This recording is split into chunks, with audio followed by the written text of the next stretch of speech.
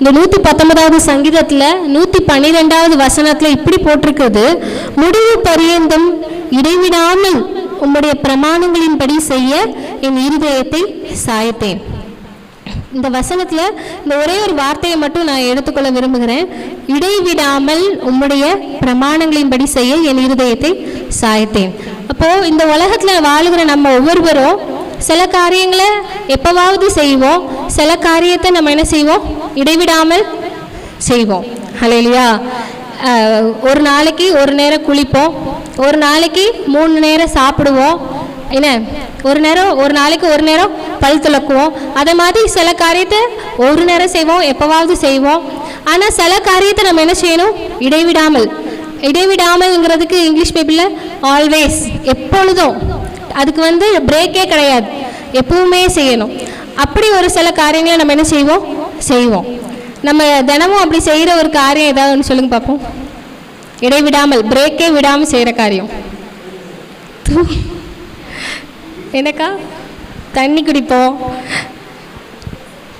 முக்கியமான ஒரு காரியம், அதை நிப்பாட்டினா அவ்வளோதான். இடைவிடாமல் செய்கிற ஒரு காரியம் ஒன்று இருக்குது. என்னம்மா? ஜெபம் செய்யணும். ஆனால் நம்ம செய்கிறோமா ஜெபம் இடைவிடாமல்? ஒரு காரியத்தை நம்ம டெய்லி செய்கிறோம் விடாமல், அது என்னது தெரியலையா? நானே சொல்லிட்டுமா?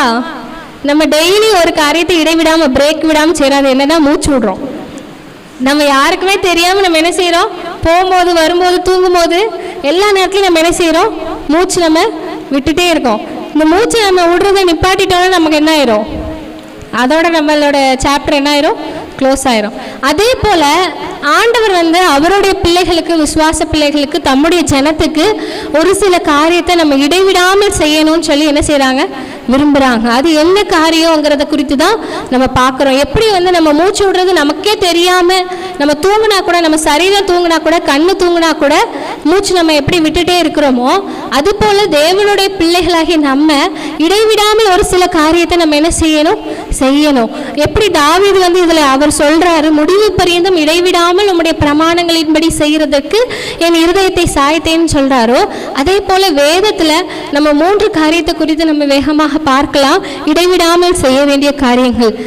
முதலாவது ஒரு வசனத்தை வாசிக்கலாம். ஓசியா தீர்க்கதரிசன புஸ்தகம் 12வது அதிகாரத்தை நம்ம வாசிக்கலாம். 12வது அதிகாரம் 5வது வசனம் 6வது வசனம். 12வது அதிகாரம் ஓசியா 12.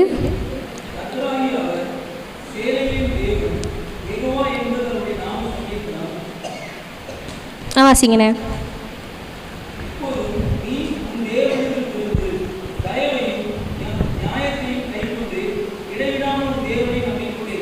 இடைவிடாமல் உன் தேவனை என்ன செய்ய நம்பிக்கொண்டு இரு.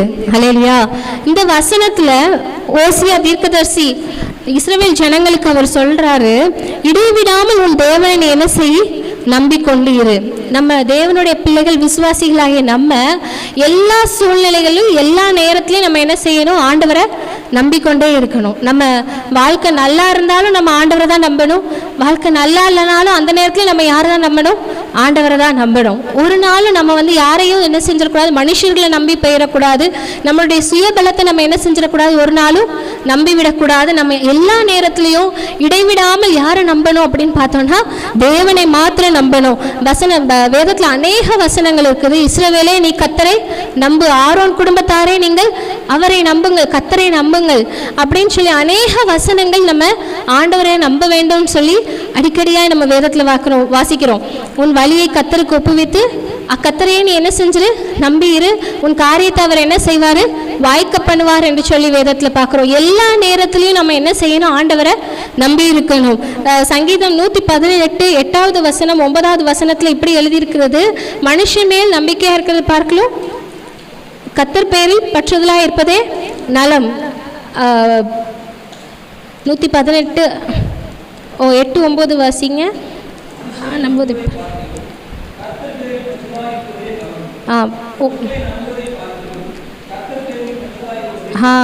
பிரபுக்களை நம்புவதை பார்க்கலாம், கர்த்தர் பேரில் பற்றுதலாக இருப்பதே நலம். நம்ம கிட்ட இருக்கிற சுய பலத்தையோ, நம்ம கிட்ட இருக்கிற மனிதர்களுடைய செல்வாக்கையோ நம்ம நம்புவதை பார்க்கலாம். நம்ம யார் மேல நம்பிக்கையா இருக்கணும், கர்த்தர் மேலே தான் நம்ம என்ன செய்யணும்? நம்பிக்கையாக இருக்க வேண்டும். எரேமியா தீர்க்கதரிசன புஸ்தகம் 17வது அதிகாரம் 5வது வசனத்தை நம்ம வாசிக்கலாம். எரேமியா 17.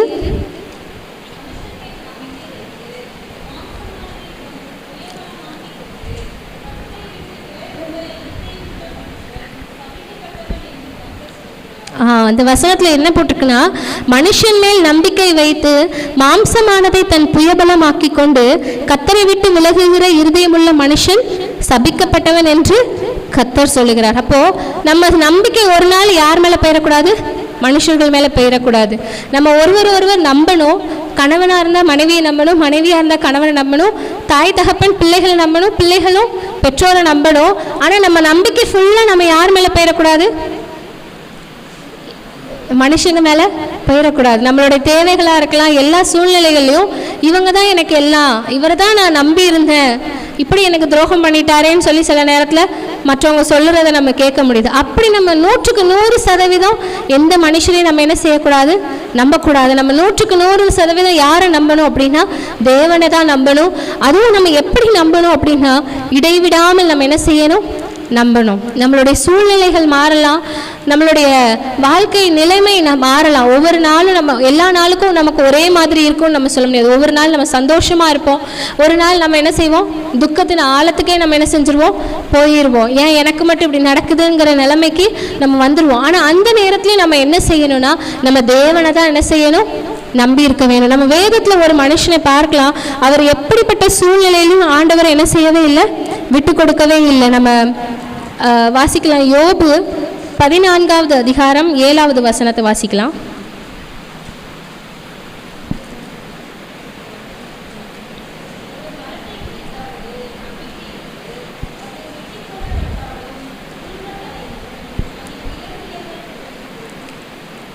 இந்த வசனத்துல யோபு அவரோட நிலைமையை உணர்ந்து அவர் சொல்றாரு, ஒரு மரத்தை குறிச்சாவது என்ன இருக்குது? நம்பிக்கை இருக்குது. அது வெட்டி போட்டாலும் என்ன செய்யும்? திரும்ப வளரும்.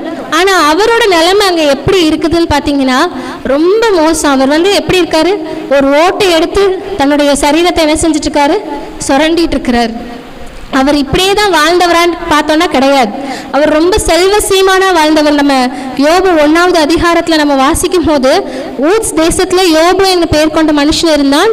அவன் உத்தமனும் சன்மார்க்கனும் தேவனுக்கு பயந்து பொல்லாப்புக்கு விலகுகிறனுமா இருந்தான். அவன் அவ்வளவு செல்வ சீமானா இருந்தான்.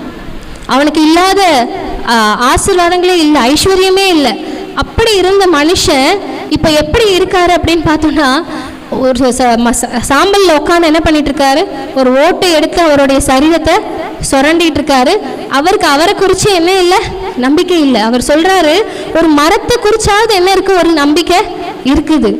மரம் மழை பெஞ்சா என்ன செய்யும்? லேசா துளிர் விடும்.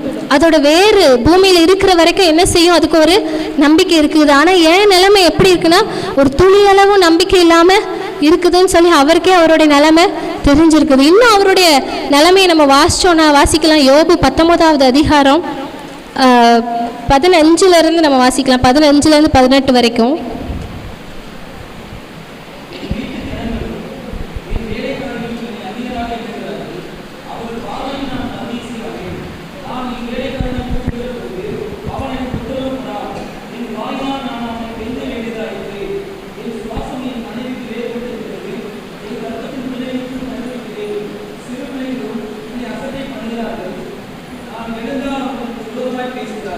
அவரோட நிலைமை எப்படி இருக்குங்கிறத அவர் சொல்றார் பாருங்க. நான் என் வீட்டு வேலைக்காரங்க, அவர் தான் சம்பளம் கொடுத்து வச்சிருந்தார் இத்தனை நாட்கள். ஆனால் இப்போ வீட்டு வேலைக்காரங்களை அவர் போய் என்ன செய்கிறாராம்? கெஞ்சுறாராம். அவரோட மனைவிக்கு இவரோட சுவாசம் எப்படி இருக்குது? அருவருப்பாக இருக்குது, வேறுபட்டு இருக்குதுன்னு சொல்லி அதில் போட்டிருக்குது. சின்ன பிள்ளைங்க கூட என்ன செய்கிறாங்க? அசட்டை பண்ணுறாங்க. அப்போ அவருடைய வாழ்க்கை எவ்வளோவா அங்கே என்ன செஞ்சிருச்சு?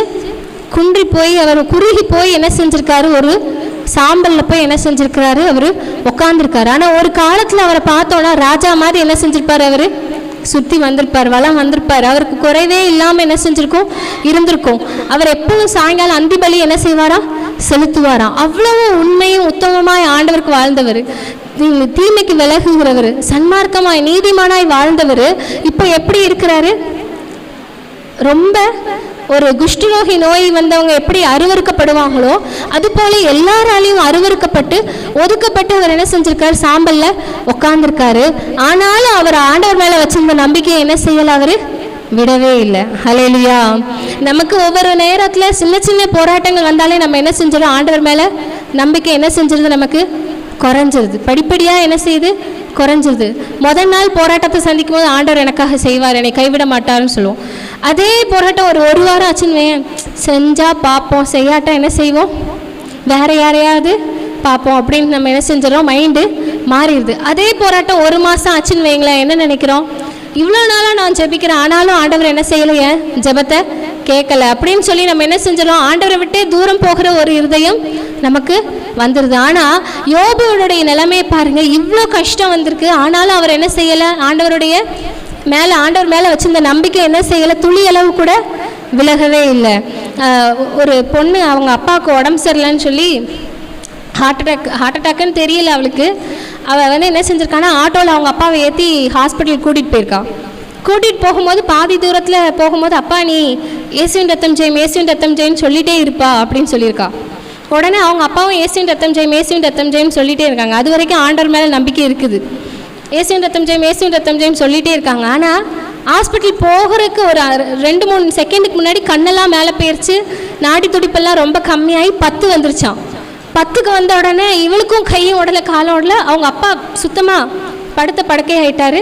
ஆஸ்பத்திரிக்கு போன உடனே அந்த பிள்ளையோட நம்பிக்கை இப்போ யார் மேலே போகுதுன்னா, அவ்வளோ நேரம் இயேசுவின் ரத்தம் ஜெயம் இயேசுவின் ரத்தம் ஜெயம் சொல்லுப்பா, ஏசப்பா கைவிட மாட்டாங்கன்னு சொன்ன பொண்ணு ஹாஸ்பிட்டலுக்கு போன உடனே டாக்டரை போய் கத்துறாலாம், எப்படியாவது எங்கள் அப்பாவை காப்பாற்றிருங்க டாக்டர், எப்படியாவது எங்கள் அப்பாவை என்ன செஞ்சுருங்க, காப்பாற்றிருங்க. இத்தனைக்கும் அவளும் ஒரு நர்ஸு. உடனே டாக்டர் சொல்கிறாங்களாம், ஏம்மா நீ தயவுசெய்து நான் உங்கள் அப்பாவை என்ன செஞ்சிரு, கூட்டிகிட்டு போய், உனக்கே எல்லாம் தெரியும்ல, நீ படிச்சிருக்கல, இங்கே பாரு 10 தான் இருக்குது, என்னால் ஒன்றும் செய்ய முடியாதுன்னு சொல்லிட்டாங்களாம்.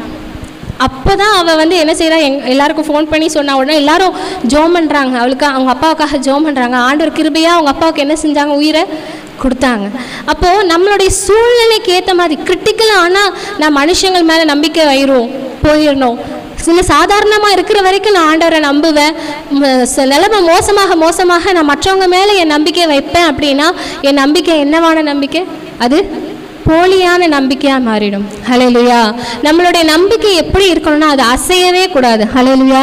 நம்ம வசனம் இருக்குது, நீர்க்கால்களில் ஓரமாக நடப்படுகிற மனுஷனை போல அவன் இருப்பான். கர்த்தர் மேல் நம்பிக்கை வைக்கிற மனுஷன் அவன் நீர்க்கால்கள் ஓரமாக நடப்பட்ட மரத்தை போல இருப்பான். உஷ்ண காலம் வருகிறத பார்த்து அவன் என்ன செய்ய மாட்டானா, பயப்பட மாட்டான். அவனுக்கு ஏதாவது ஒரு கஷ்டம் வருதுன்னா அந்த கஷ்டத்தை பார்த்து அவன் என்ன செய்ய மாட்டான், பயப்பட மாட்டான். ஏன்னா அவனை காப்பாத்துறதுக்கு அங்கே யார் இருக்காரு, தேவன் இருக்கிறாரு. ஹல்லேலூயா. நம்ம யோபுவை குறித்து பார்த்தோம், அவ்வளவு கஷ்டம், அவ்வளவு போராட்டம், அவ்வளவு நிந்தை, அவ்வளோ கவலை. அவருடைய நண்பர்கள் எல்லாம் சேர்ந்து அவரை 3 பேர் சேர்ந்து சுற்றி இருந்து அவரை அவமானப்படுத்துகிறாங்க. நீ தான் தப்பு பண்ணேன்னு சொல்லி அவரை குற்றம் சாட்டுறாங்க. ஆனால் கூட அவர் என்ன சொல்கிறாருன்னு பார்க்கலாம். யோபு 13வது அதிகாரம் 15வது வசனத்தை வாசிக்கலாம். 13-15.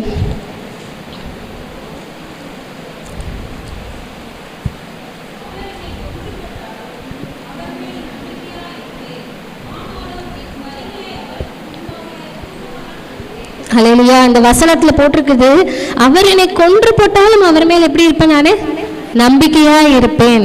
ஹல்லேலூயா.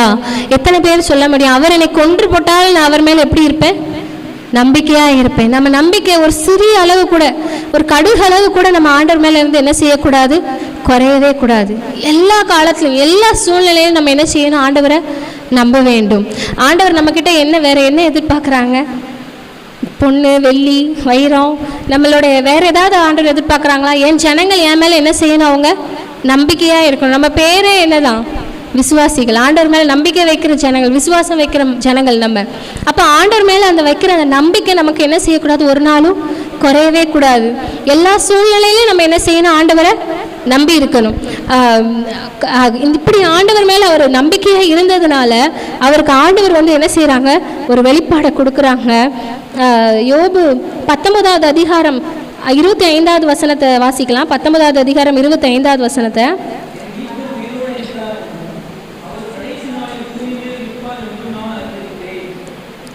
இன்னும் கீழேயும் வாசிச்சோங்க.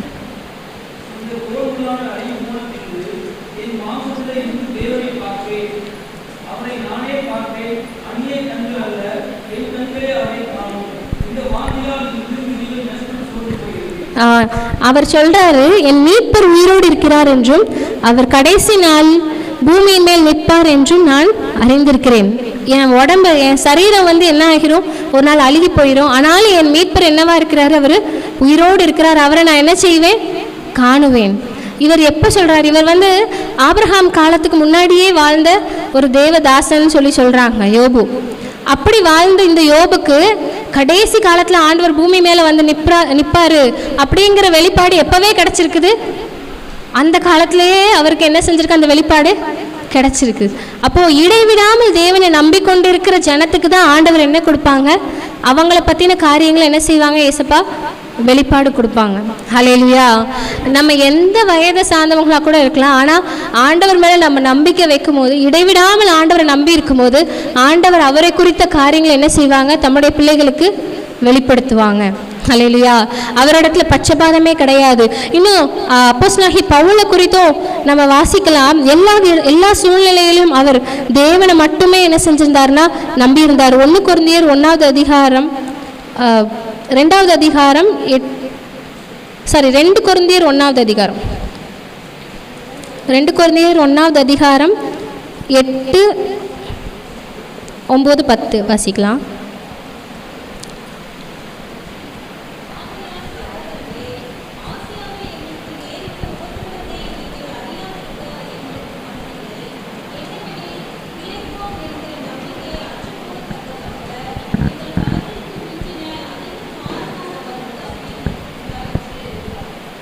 வாசிங்கக்கா 9வது வசனம்.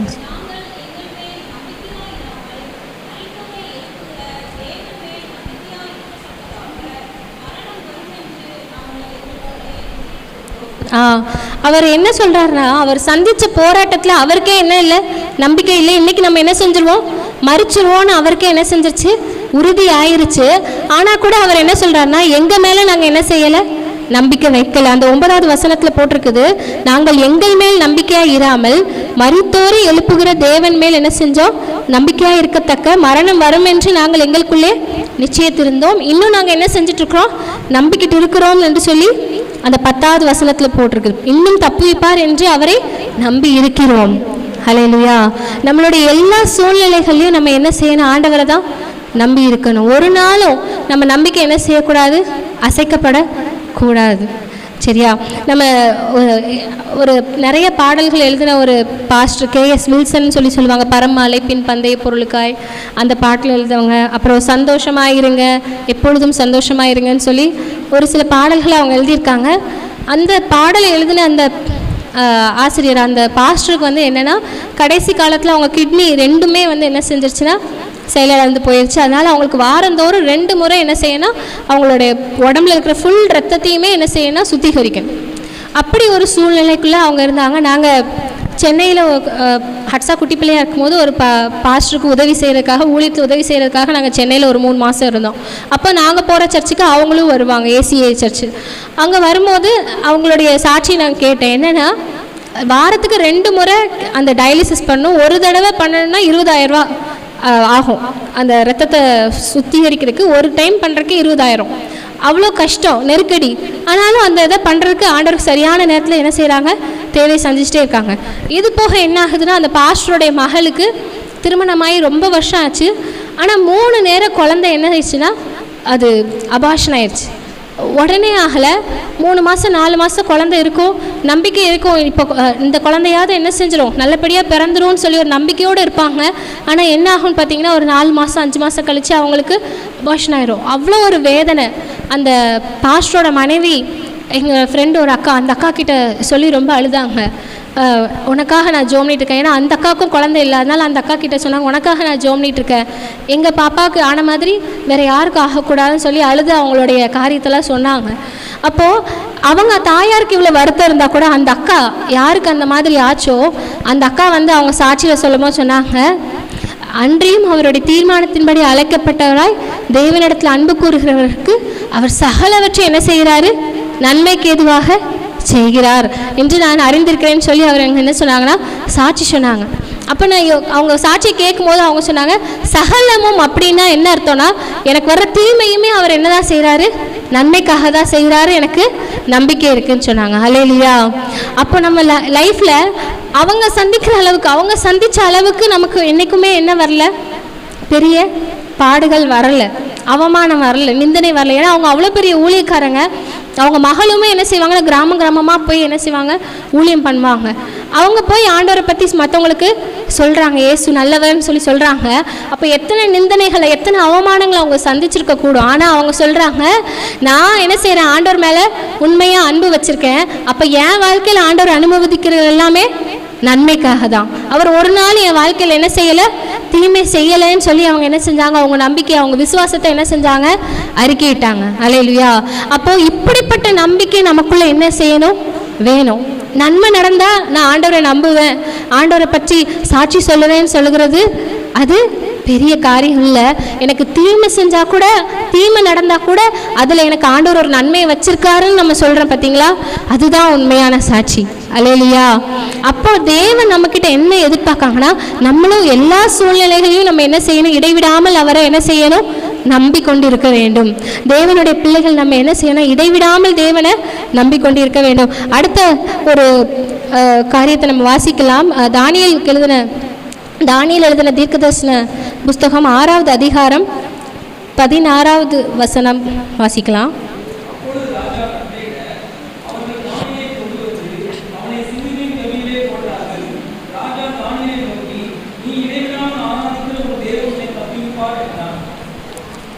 அதில் 20வது வசனத்தையும் வாசிக்கலாம்.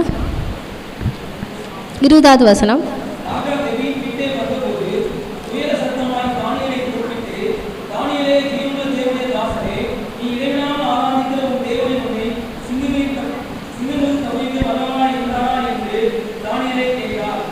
ஹல்லேலூயா. இதில் நம்ம வாசிக்கிறோம், நீ இடைவிடாமல் ஆராதிக்கிற உன் தேவன்.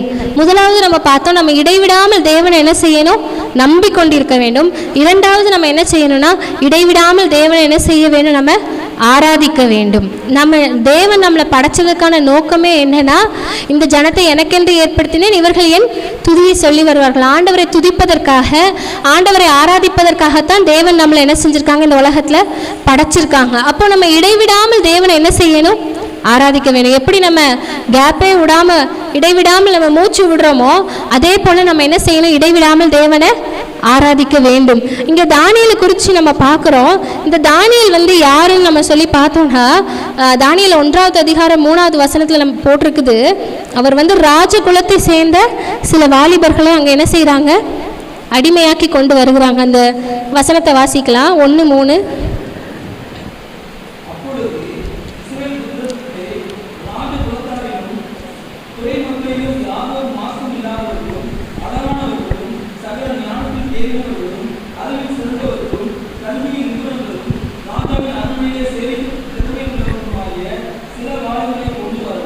இந்த வசனத்தில் என்ன போட்டிருக்குன்னா, ராஜகுலத்தை சேர்ந்த சில வாலிபர்களை கொண்டு வராங்க. அவங்க எப்படி இருக்கணும்னா, அழகாக இருக்கணும், அறிவாக இருக்கணும், கல்வி இருக்கணும், அவங்களுக்கு திறமை இருக்கணும். அப்படி எல்லாமே இருக்கிற வாலிபர்களை தான் என்ன செஞ்சாங்க, ராஜாவோட அரண்மனையில் வேலை செய்கிறதுக்கு கொண்டு வந்தாங்க. அதில் ஒருத்தர் தான் யார், தானியேல். இந்த தானியேலுக்கு எல்லாமே இருக்குது. அவர் ராஜகுலம், ஒரு யூத கோத்திரத்தை சேர்ந்தவர்னு சொல்லி சொல்கிறாங்க. யூத கோத்திரத்தில் சேர்ந்த ராஜகுலத்தை சேர்ந்தவர். அவர் என்னது, அழகு இருக்குது, அறிவு இருக்குது, படிப்பு இருக்குது, திறமை இருக்குது, எல்லாமே இருக்குது. ஆனால் இப்போ எங்கே வந்திருக்காருன்னா, அடிமையாக வேற ஒரு தேசத்துக்கு வந்திருக்கார். அப்போ இவருடைய சூழ்நிலை நல்லா இருக்கா, நல்ல சூழ்நிலையா, இவருடைய வாழ்க்கை நிலைமை நல்லா இருக்கா, இல்லை. அவருடைய வாழ்நிலை நல்லா இல்லை. வேற ஒரு நாட்டிலேருந்து இன்னொரு நாட்டுக்கு அடிமையாக போகும்போது சொல்கிறாங்க, கைகளெல்லாம் கால்களெல்லாம் விலங்கு போட்டு நிர்வாணமாக என்ன செய்வாங்களாம், கூட்டிகிட்டு போவாங்களாம். ஒரு தேசத்துலேருந்து இன்னொரு தேசத்துக்கு கூட்டிகிட்டு போகும்போது அவங்கள அவமானப்படுத்தணும், அந்த தேசத்தில் உள்ளவங்கள மற்ற நாட்டுக்காரங்களுக்கு முன்னாக அவமானப்படுத்தணும்னு சொல்லி அப்படி கூட்டிகிட்டு போவாங்களாம். அப்போ எவ்வளவு நிந்தனையோடு தான் அவர் என்ன செஞ்சிருப்பார், அங்கே வந்திருப்பார். ஒரு ராஜகுலத்தை சேர்ந்த வாலிபர் இன்னொரு நாட்டில் அடிமையாக என்ன செய்கிறாரு, அவர் வேலை பார்த்துட்ருக்காரு. அப்போ அவருடைய சூழ்நிலை அங்கே என்ன இல்லை, நல்லா இல்லை. ஆனால் கூட அவர் என்ன செய்கிறாரு, இடைவிடாமல் என்ன செய்கிறாரு, ஆண்டவரை ஆராதிச்சுக்கிட்டே இருக்கிறாரு. இடைவிடாமல் என்ன செய்கிறாரு, 3 வேளை அவர் முன் செய்து வந்தது போலவே என்ன செய்கிறாரு, அவர் ஆராதிச்சுட்டு வராரு. ஆராதிச்சுட்டு வந்துட்டு இருந்த அவங்க மேலே பொறாமைப்பட்டு என்ன செய்கிறாங்க, ஒரு தவறான குற்றச்சாட்டை இது பண்ணி ராஜாவை தவிர வேற யாரையும் நம்ம வணங்கக்கூடாதுன்னு சொல்லியிருந்தோம். ஆனால் இவர் என்ன பண்ணுறாரு, தன்னுடைய தேவனை நோக்கி வணங்குறாரு, ஆராதிக்கிறாரு சொல்லி என்ன செய்கிறாங்க, தூக்கி சிங்கக்கபியில் போடுறாங்க. ஆனால் ஆண்டவர் பாருங்க அவரை எப்படி அற்புதமாக பாதுகாத்து சிங்கங்கள் அவரை சேதப்படுத்தாமல் என்ன செஞ்சாங்க, பாதுகாத்தாங்க. வாசிக்கலாம் 6வது அதிகாரம் அதில் 21 வாசிக்கலாம். 21, 22.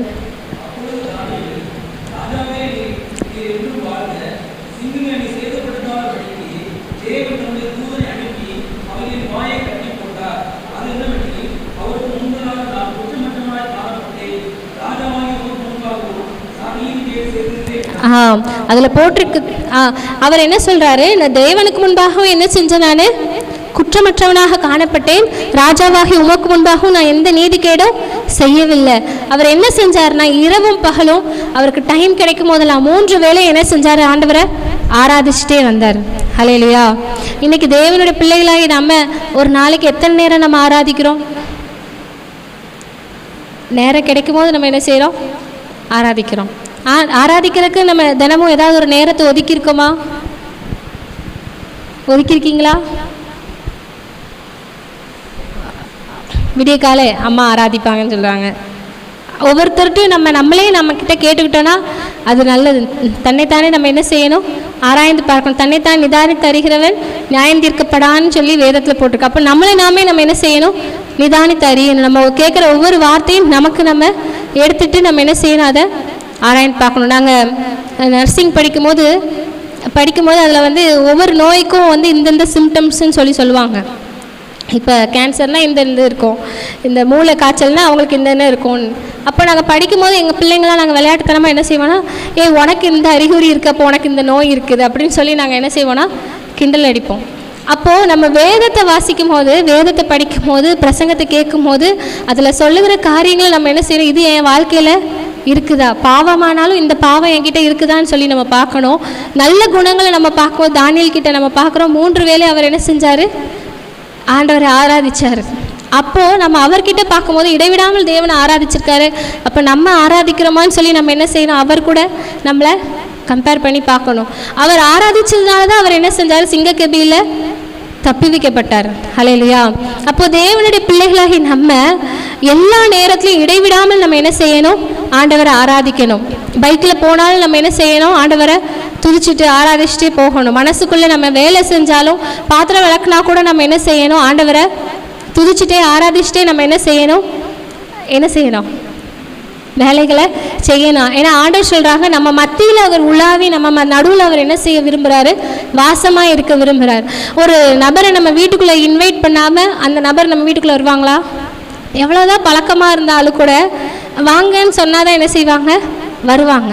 அப்போது நம்ம தேவன் நம்ம நடுவில் அவர் வாசமாக இருக்க விரும்புகிறாரு, உலாவ விரும்புகிறாரு. அப்படின்னா நம்ம ஆண்டவரை துதிச்சுட்டே இருக்கும்போது, ஆராய்ச்சிட்டே இருக்கும்போது என்ன செய்வாங்க, ஆண்டவரை அவங்க நம்ம இன்வைட் பண்ணுறோம், ஆண்டவரை நம்ம என்ன செய்கிறோம், வரவழைக்கிறோம், வெல்கம் பண்ணுறோம். அப்போ ஆண்டவர் என்ன செய்வாங்க, தன்னால் வந்து பரிசுத்த ஆவியான நமக்குள்ளே வந்து என்ன செய்வாங்க, நம்ம வீடுகளில் குடும்பத்தில் என்ன செய்வாங்க, அசைவாடுவாங்க. அப்போ நம்ம இடைவிடாமல் தேவனை என்ன செய்யணும், ஆராதிக்கணும்.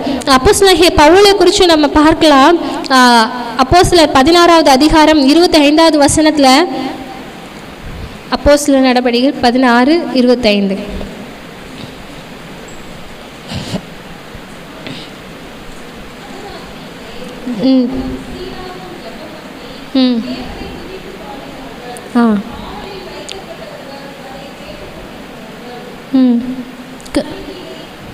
வாசிங்கா.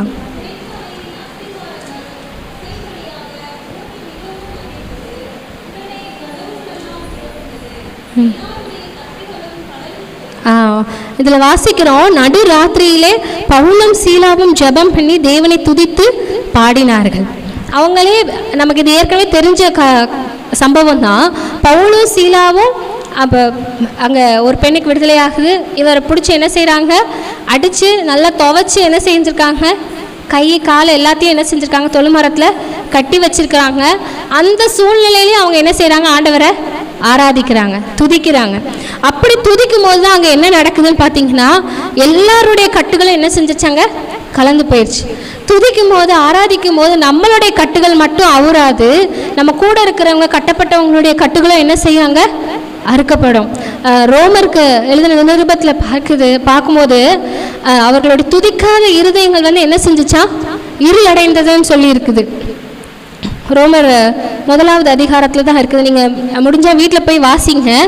துதிக்காமல் நம்ம வாயை நம்ம கட்டி வைக்கும் போது, நம்ம வாயை மற்றது பேசுகிறதுக்கு, மற்ற வீட்டு காரியங்களை, மற்றவங்க வீட்டில் உள்ள காரியங்களை, வந்த காரியம் போன காரியம், அரசியல் எல்லாத்தையும் பற்றி பேசுகிறோம் இந்த வாயை. ஆனால் ஆண்டவரை துதிக்கிறதுக்கு, ஆராதிக்கிறதுக்கு என்ன செய்ய மாட்டேங்கிறோம், அநேக நேரத்தில் பயன்படுத்தாமல் விட்டுறோம்.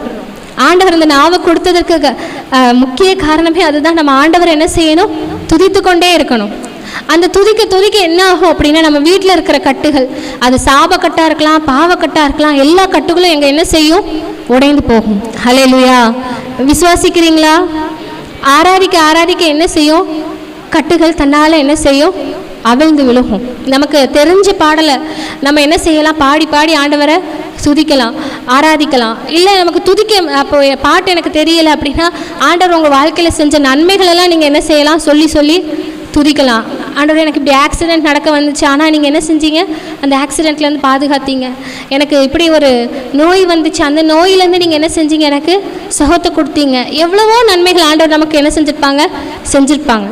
நன்மை பெறாத ஜனம் யாருமே இருக்க மாட்டாங்க. என்ன அப்படி ஆண்டவர் நமக்கு செஞ்ச எல்லா நன்மைகளையும் நம்ம என்ன செய்யலாம், சொல்லி சொல்லி அவரை துதிச்சு துதிச்சு ஆராதிச்சுட்டே இருந்தான்னு வைங்களேன். அந்த இடத்துல பிசாசு என்ன செய்வான், வெக்கப்பட்டு போவான். நம்ம குடும்பத்தில் இருக்கிற கட்டுகளும் உடையும், நமக்குள்ள நம்ம வீட்டுக்குள்ளே ஆண்டவர் வந்து என்ன செய்வாங்க, வாசம் செய்ய ஆரம்பிப்பாங்க. நம்ம வேலை செய்கிற இடத்துல கூட நம்ம என்ன செய்யலாம், ஆண்டவரை துதித்து கொண்டே இருக்கலாம், ஆராதிச்சுக்கிட்டே இருக்கலாம். பீகாரில் எங்கள் சர்ச்சுக்கு வர விசுவாசிகள்லாம் மேக்சிமம் இதுதான், விவசாயம் தான் பண்ணுறவங்க. அப்போது நான் சொல்லுவேன், நீங்கள் ஜோம் பண்ணுங்க திதி, நல்லா ஆண்டவரை துதிங்க ஆராதிங்கன்னு சொன்னால் அவங்க சொல்லுவாங்க, நாங்கள் எல்லாருமே அப்படி தான் பண்ணுவோம். அந்த வயலில் போய் உட்காந்துட்டு பக்கத்தில் இருப்பாங்களே, இவங்களுக்கு தெரிஞ்ச பாட்டை பாடுறது, இவங்களுக்கு தெரிஞ்சதை வந்து என்ன செய்கிறது, ஸ்தோத்திரம் போடுறது. ஆண்டவருக்கு என்ன தெரியுமோ, அவங்களுக்கு என்ன தெரியுமோ, ஈசு மசீக்கு ஜெய், அவங்களுக்கு தெரிஞ்சதை என்ன செய்வாங்க, சொல்லுவாங்க.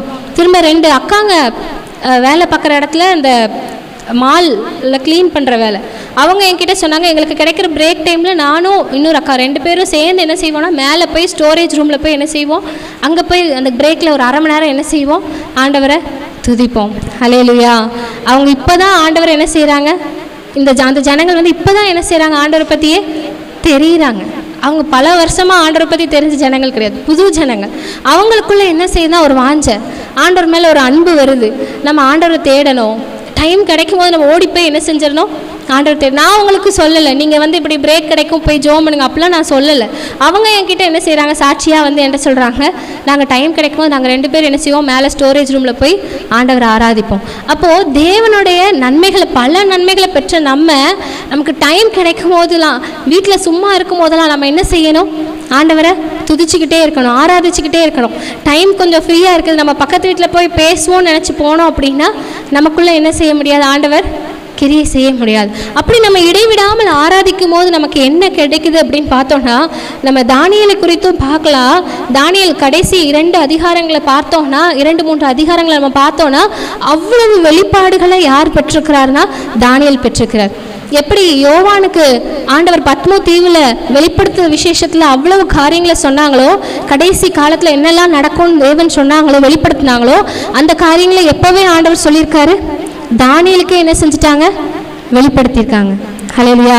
நீங்கள் உங்களுக்கு சமயம் இருக்குமானா வீட்டில் போயிட்டு நீங்கள் வாசித்து பாருங்கள். தானியேலில் உள்ள கடைசி 2 அதிகாரங்களில் அவருக்கு அவ்வளோ வெளிப்பாடுகள்.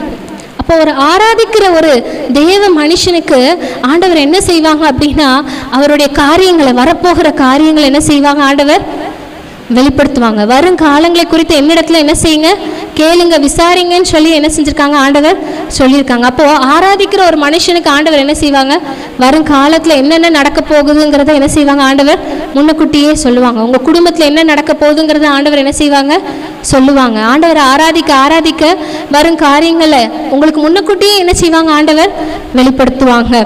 பவுலுக்கும் அதே போல தான் அநேக வெளிப்பாடுகள். 13 நிருபங்களும் அவங்க தான் எழுதியிருக்காங்கன்னு சொல்கிறாங்க. அவ்வளவு வெளிப்பாடுகள். நம்ம வேதத்தில் உள்ள உபதேசங்களெல்லாம் மேக்சிமம் யார் கொடுத்தது தான்? பவுல் மூலமாக தேவன் என்ன செஞ்சது? வெளிப்படுத்தின காரியங்கள் தான். ஒரு கணவன் மனைவி எப்படி இருக்கணும், ஒரு சபையை எப்படி நடத்தணும், திருவிருந்தில் என்ன பண்ணணும், எப்படி திருவிருந்து எடுக்கக்கூடாது, எல்லா காரியத்தையும் மேக்சிமம் சொன்னது யாருன்னு பார்த்தோன்னா பவுல் தான். அப்போ பவுலுக்கு இவ்வளோ வெளிப்பாடு என்ன வந்துச்சுன்னு எப்படி வந்துச்சுன்னு பார்த்தோன்னா, அவர் இடைவிடாமல் தேவனை நம்பிக்கொண்டிருந்தார், இடைவிடாமல் தேவனை ஆராதித்து கொண்டிருந்தார். ஒரு எப்படி தானியேல ஆண்டவர் எப்படி சிங்கத்தின் வாயிலிருந்து தப்புவித்தாரோ அதே போல் பவுலையும் என்ன செஞ்சாங்க? அந்த சிறைச்சாலையிலேருந்து கட்டுகள்லேருந்து என்ன செஞ்சாங்க? ஆண்டவர் விடுவித்தாங்க. அப்புறம் இன்னும் 3வது காரியத்தை நம்ம ஒன்றே வாசித்து முடிக்கலாம். இடைவிடாமல் முதல் தேவனை நம்பிக்கொண்டிருக்க வேண்டும், இடைவிடாமல் தேவனை ஆராதிக்க வேண்டும். 3வது நமக்கு எல்லாருக்கும் தெரிந்த வசனம், இடைவிடாமல் நம்ம என்ன செய்யணும்னா ஜெபம் பண்ணணும். வாசிக்கலாம். 1 தெசலோனிக்கேயர் 5வது அதிகாரம் 17வது வசனத்தை வாசிக்கலாம். 1 தெசலோனிக்கேயர் 5:17. இடைவிடாமல் ஜெபம் பண்ணுங்கள். அப்போது தேவனுடைய பிள்ளைகள் நம்ம என்ன செய்யணும்? 3வதாக மிக முக்கியமான காரியம் இடைவிடாமல் ஜெபம் பண்ணுங்கள். அநேக நேரம் நம்ம கேட்ட வார்த்தை தான், ஆனால் இதுவும் நமக்கு என்னது? ரொம்பவே அவசியமானது. ஜெபம் இல்லாமல் நம்மளால் ஒன்றுமே செய்ய முடியாது. ஜெபிக்க ஜெபிக்க நமக்குள்ளே என்ன வரும்? ஒரு அனல். ஒரு எப்படி ஒரு பாத்திரத்தை நம்ம அடுப்பில் வச்சு சூடு பண்ணும்போது கொஞ்சம் கொஞ்சமாக அது சூடாகுமோ அதே போல் ஜெபிக்க ஜெபிக்க நமக்குள்ளே என்ன வரும்? ஒரு அனல். ஆண்டவர் என்ன செய்கிறாங்க? அனல் மூட்டி எரிய விடுறாங்க. அப்போது நம்ம ஜெபிக்கணும். வேதத்தில் ஒரு ஸ்திரீயை குறித்து நம்ம பார்க்கலாம். லூக்கா எழுதின சுவிசேஷம் 22வது அதிகாரம் 36-37 வாசிக்கலாம். 2வது அதிகாரம் 36-37.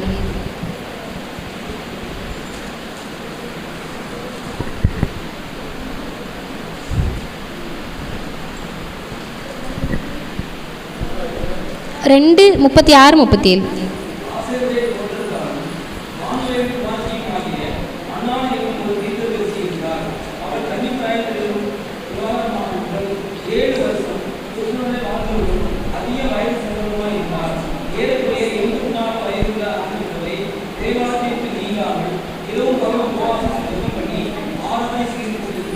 அல்லேலூயா. இந்த வசனத்தில் நம்ம வாசிக்கிறோம், ஏறக்குறைய 74 வயதுள்ள அந்த விதவை தேவ ஆலயத்தை விட்டு நீங்காமல் இரவும் பகலும் உபவாசித்து ஜெபம் பண்ணி ஆராதனை செய்து கொண்டிருந்தாள். அல்லேலூயா. இங்கே யாராவது 87 வயசானவங்க இருக்கீங்களா? 80 வயசு? 72ஆ? அம்மா தான் இங்கே வயசில் கூட. நீங்கம்மா? நீங்களும் 72ஆ? சரி, 72 வயதான தாயார் 2 பேர் இருக்காங்க. ஆனால் இங்கே நம்ம பார்த்தோன்னா ஏறக்குறைய 84 வயதான அந்த விதவை என்ன செஞ்சாங்களாம்? இரவும் பகலும் உபவாசித்து தேவாலயத்தை விட்டு நீங்காமல் என்ன செஞ்சாங்களாம்? ஜெபம் பண்ணி துதித்து கொண்டு என்ன செஞ்சுருக்காங்க? ஆராதனை செய்து வந்தார்கள் என்று சொல்லி அதில் போட்டிருக்கு. அவங்க யாருன்னு நம்ம பார்த்தோன்னா முன்னாடி உள்ள வசனத்தில் போட்டிருக்குது, அவங்க ஆசேர் அவருடைய கோத்திரத்தாலும் பானுவேலின் குமாரத்தையும் ஆகிய அன்னாள் என்னும் ஒரு தீர்க்கதரிசின்னு போட்டிருக்கு. அவங்க தேவாலயத்தை விட்டு நீங்காமல் இருந்திருக்காங்க. ஒருவேளை லேவி கோத்திரத்தார் ஊழியம் செய்கிற ஆசாரியனுடைய கோத்திரத்தார்ன்னு சொன்னால் சரி, அவங்க சர்ச்சிலே இருக்கணும். இப்போ ஒரு பாஸ்டர் மகனா சரி, அவங்க அதனால தான் என்ன செஞ்சுருக்காங்க? சர்ச்சிலே இருந்திருக்காங்க. பாஸ்டர் சர்ச்சிலே இருந்ததுனால அவங்களும் என்ன செஞ்சுருக்காங்க? சர்ச்சிலே அவங்க அப்பா கூட இருந்திருப்பாங்களா இருக்கும் அப்படின்னு நம்ம என்ன செய்யலாம்? நினைக்கலாம். ஆனால் அவங்க கோத்திரமே பார்த்தோன்னா ஆசேருடைய கோத்திரம். தேவாலயத்துக்கும் அவங்களுக்கு என்ன இல்லை? ரொம்ப தொடர்பு கிடையாது. மற்ற கோத்திரத்தை போல தான் அவங்களும் என்னது? ஒரு சாதாரண ஒரு கோத்திரத்தினுடைய ஒரு பெண். அவங்க பாருங்கள், இளம் வயதிலே விதவை ஆயிட்டாங்க. அவ்வளோ ஒரு இன்பமான வாழ்க்கை ஒன்றும் கிடையாது, சந்தோஷமான வாழ்க்கை ஒன்றும் கிடையாது, கஷ்டம்தான், கவலை தான், கண்ணீர் தான். ஆனால் கூட அந்த இளம் வயதிலேயே என்ன செய்கிறாங்க? அவங்க தேவாலயத்தை விட்டு நீங்காமல் இரவும் பகலும் என்ன செய்கிறாங்க? ஆண்டவர்கிட்ட ஜெபித்து கொண்டே இருக்கிறாங்க. ஹல்லேலூயா. நம்ம நினைக்கிறோம், எனக்கு எல்லா சூழ்நிலை சாதகமாக இருந்தால் நான் என்ன செய்யலாம்? தேவாலயத்தில் வந்து என்ன செய்யலாம்? நான் ஜெபிக்கலாம். எனக்கே டைட்டாக இருக்குது, நான் எப்படி வந்து ஜெபிக்கிறது தேவாலயத்தில் அப்படின்னு நம்ம என்ன செய்வோம்? நிறைய நேரத்தில் நினைப்போம். ஆனால் இது இடைவிடாமல் நம்ம தேவாலயத்தினாலும் சரி வீட்டிலனாலும் சரி இடைவிடாமல் ஜெபிக்கும் போது ஆண்டவர் அதற்குரிய பலனை என்ன செய்வாங்க? நமக்கு தருவாங்க. இந்த விதவையோட பேர் வேதத்தில் வராமலே கூட போயிருக்கலாம். ஆனால் ஆண்டவர் அவங்கள மகிமைப்படுத்தி மேன்மைப்படுத்தி வச்சதுக்கான காரணம் என்னென்னா, அவங்க இடைவிடாமல் என்ன செஞ்சுருக்காங்க? ஜெபம் பண்ணியிருக்காங்க. ஹல்லேலூயா. நம்மளுடைய சூழ்நிலைகள் என்னவா இருந்தாலும் சரி, நம்ம என்ன செய்யணும்? இடைவிடாமல் ஜெபிக்கணும். சொல்கிறது சில நேரத்தில் என்னவா இருக்கலாம், ஈஸியாக இருக்கலாம். இடைவிடாமல் ஜெபம் பண்ணுங்கன்னு சொல்லி எல்லாரும் பிரசங்கம் பண்ணும்போது என்ன செஞ்சுருவாங்க? சொல்லிட்டு போயிடுவாங்க. ஆனால் அது பண்ணுறது என்னவா இருக்கும்? சில நேரத்தில் கஷ்டமாக இருக்கும். ஆனாலும் நம்ம அந்த கஷ்டத்தின் மத்தியில் நம்ம ஒரு 2 நிமிஷம் ஜெபம் பண்ணுற ஆண்டவரே எனக்கு ஜெபிக்க பலன் இல்லை, ஆனால் எனக்கு ஜெபிக்க பலன் தாங்கன்னு சொன்னேன்னு வைங்களேன், கண்ணை மூடி கண்ணை திறந்து பார்க்கும்போது என்னவாயிரும்? அது 1 மணி நேரம் ஆயிரும். நம்மளே அறியாமல் ஆண்டவர் என்ன செய்வாங்கன்னா நம்மளை ஜெபிக்க வைப்பாங்க. ஆனால் நமக்குள்ளே அந்த வாஞ்சை இருக்கணும். ஆண்டவரே எனக்கு ஜெபிக்கணும்னு ஆசை இருக்கு, ஆனால் எனக்கு ஜெபிக்க பலன் இல்லைன்னு சொன்னோன்னா ஆண்டவர் என்ன செய்வாங்க? ஜெபிக்க வைப்பாங்க. அங்கே பீகாரில் நான் வாலிப பிள்ளைங்க கிட்டே ஃபஸ்ட்டு ஜோம் பண்ணுறதுக்கு சொல்லுவேன். 1 மணி நேரம் போய் ஜோம் பண்ணிட்டு வாங்கன்னு அனுப்பி விட்ருவேன். அவங்க போயிட்டு 5 நிமிஷம் 10 நிமிஷத்தில் என்ன ஜோம் பண்ணே தெரியல, 5 நிமிஷம் தான் ஆகுது, 1 மணி நேரம் ஜோம் பண்ணுற மாதிரி இருக்குது, ஆனால் 10 நிமிஷம் தான் ஆகுது அப்படின்னு சொல்லுவாங்க. இப்போலாம் ஜபத்துக்கு நான் அனுப்பி விட்டேன் அப்படின்னா போட்டு ஜோம் பண்ணுறாங்க. 2 மணி நேரம் ஆனாலும் வரமாட்டேங்கிறாங்க. நாங்களும் எப்படா வெளியில் வருவாங்க, நம்ம அடுத்து போய் அந்த ரூமில் ஜோம் பண்ணலான்னு பார்த்தா போட்டு என்ன செய்கிறாங்க? ஜெபிக்கிறாங்க. ஹல்லேலூயா. ஒரு சாட்சியாக நான் சொல்கிறேன், அவங்களுக்கு ஜெபிக்க வரல தான், என்ன ஜெபிக்கணும்னு தெரியல தான். ஆனால் இப்போ வேதத்தை வாசிக்க அவங்க என்ன சொல்கிறாங்கன்னா, இந்த வசனத்தை சொல்லி நாங்கள் என்ன செய்கிறோம்? ஜெபிக்கிறோம். எங்களுக்கு ஞாபகம் வர்றவங்களுக்கெல்லாம் நாங்கள் என்ன செய்கிறோம்? ஜெபிக்கிறோம். அப்படியே அவங்க என்ன செய்கிறாங்க? ஜெபத்தில் ஆண்டவரே அவங்களை என்ன செய்கிறாரு? பழக்க வைக்கிறார். நான் அவங்களுக்கு சொல்லிக் கொடுக்கல, நீங்கள் இப்படி தான் ஜெபிக்கணும் அப்படி தான் ஜெபிக்கணும், நான் அவங்களுக்கு ஒன்றும் சொல்லிக் கொடுக்கல. ஆனால் அவங்களுக்குள்ளே இருந்து அந்த வாஞ்சை ஆண்டவர் பார்த்து என்ன செஞ்சாங்க? அவங்கள ஜெபிக்கிறதுல இன்னும் அவங்கள என்ன செய்கிறாங்க? வளர்றதுக்கு ஆண்டவர் என்ன செய்கிறாங்க? உதவி செய்கிறாங்க. இந்த விதவையை குறித்து நம்ம பார்க்குறோம். இவ்வளோ கஷ்டத்தின் மத்தியில் அவங்க இரவும் பகலும் உபவாசித்து ஜெபித்ததுனால ஆண்டவர் அவங்களுக்கு ஒரு வெளிப்பாடை கொடுக்குறாங்க.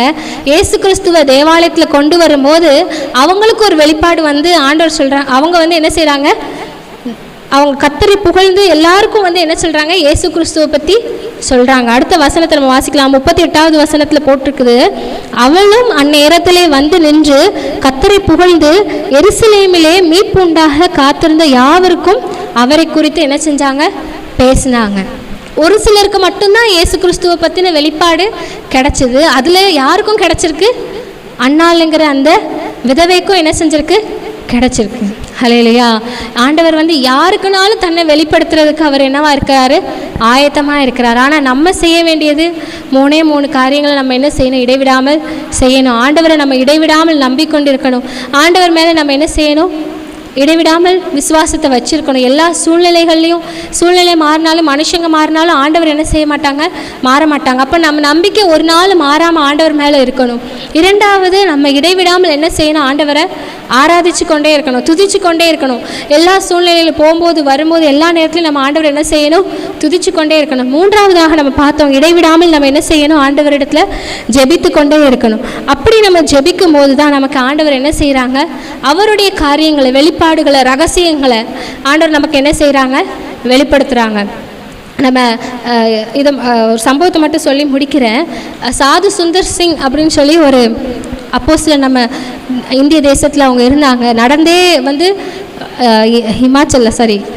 அங்கே வட மாநிலத்துலேருந்து நம்ம தென் தமிழகத்துக்கு வரைக்கும் என்ன செஞ்சுருக்காங்க? நடந்தே என்ன செய்வாங்க? சுவிசேஷத்தை அறிவித்திருக்காங்க. இரத்த பாதங்களை உடைய அப்போஸ்தலன்னு சொல்லி அவங்கள சொல்லுவாங்க. அவங்க என்ன பகலெல்லாம் ஊழியம் பண்ணிட்டு இரவெல்லாம் என்ன செய்வாங்களாம்?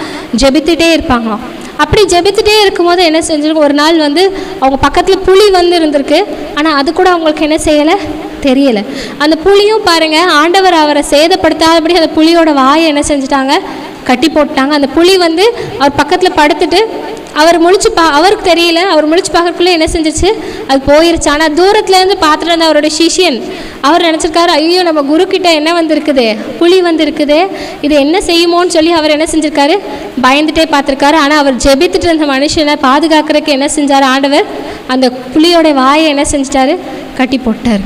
அதே போல் ஒரு சம்பவம், திபேத்தில் அவர் ஊழியம் செய்யும் போது அங்கே எதிர்த்தவர்கள் என்ன செஞ்சிட்டாங்க? அவரை பிடிச்சி ஒரு பால் அடைஞ்ச கிணத்துக்குள்ளே என்ன செஞ்சிட்டாங்க? பூட்டி வச்சுட்டாங்க. இன்றைக்கி அண்ணனும் நானும் காரில் வரும்போது கூட பிலிப்பை பற்றி பேசிட்டு வந்துட்டு இருந்தோம். பிலிப்பு காணப்படாமல் போயிட்டாரு அப்படின்னு சொல்லி பேசிட்டு இருந்தோம். அதே போல் அவரை பிடிச்சி அந்த பால் அடைஞ்ச கிணத்துக்குள்ளே போட்டாங்க. அங்கேயும் அவர் என்ன செஞ்சுருக்காரு? ஜெபம் பண்ணிகிட்டே இருந்திருக்காரு. அதை பூட்டி அந்த சாவி அந்த புத்த மத குரு கிட்ட தான் அந்த சாவி இருக்குமா. அந்த தலைவர், ஊர் தலைவருக்குடைய கையில் தான் அந்த சாவி இருக்கும். வேறு யாருக்கிட்டையும் அந்த சாவி இருக்காது, வேறு யாரும் அதை திறக்க முடியாது. ஆனால் அதுக்குள்ளே போட்டு 3ஆவது நாள் அவரை கொலை பண்ணணும்னு சொல்லி என்ன செஞ்சுருந்தாங்கன்னா பிளான் பண்ணியிருந்தாங்க. ஆனால் ஆண்டவர் அவருடைய தேவ தூதரை அனுப்பி மேலேருந்து ஒரு கயிறு, எப்படி ஒரு எரேமியாவை காப்பாற்றுறதுக்கு ஒரு கயிறை போட்டு உன்னோடைய கைக்குள்ளே நீ அதை போட்டுக்கோன்னு சொல்லி தூக்கி விட்ட மாதிரி சாது சுந்தர் சிங்கை என்ன செஞ்சாங்க, அந்த கிணத்துக்குள்ளேருந்து தூக்கி வெளியில் விட்டாங்க. இவர் திரும்பி அந்த ஆளுக்கு நன்றி சொல்லலான்னு திரும்பி பார்க்கும்போது அந்த ஆள் என்ன செய்யலை, காணப்படலை. ஆண்டவர் அவருடைய தேவ தூதனை அனுப்பி என்ன செஞ்சாங்க, சாது சுந்தர் சிங்கை அந்த கிணத்துக்குள்ளே இருந்து தூக்கி விட்டாங்க. அதுபோல் இடைவிடாமல் ஜெபிக்கிற ஆராதிக்கிற பிள்ளைகளாகி நமக்கே தெரியாமல், நம்ம கண்ணுக்கே தெரியாமல் வருகிற எல்லா தீய சக்திகளுக்கும் பிசாசின் தந்திரங்களுக்கும் ஆண்டவர் நம்மளை என்ன செய்வாங்க, பாதுகாப்பாங்க. ஹல்லேலூயா. தேவனுடைய பிள்ளைகளாகி நாம் ஆண்டவர் விரும்புகிறபடி இடைவிடாமல் ஜெபித்து ஆராதித்து அவரே நம்பிக்கொண்டிருக்கும் போது நம்மளுடைய காரியங்கள் எல்லாவற்றையும் ஆண்டவர் வாய்க்க பண்ணுவார், கூட இருப்பார். கர்த்தர் தாமே இந்த வார்த்தையினால் உங்களை ஆசீர்வதிப்பாராக.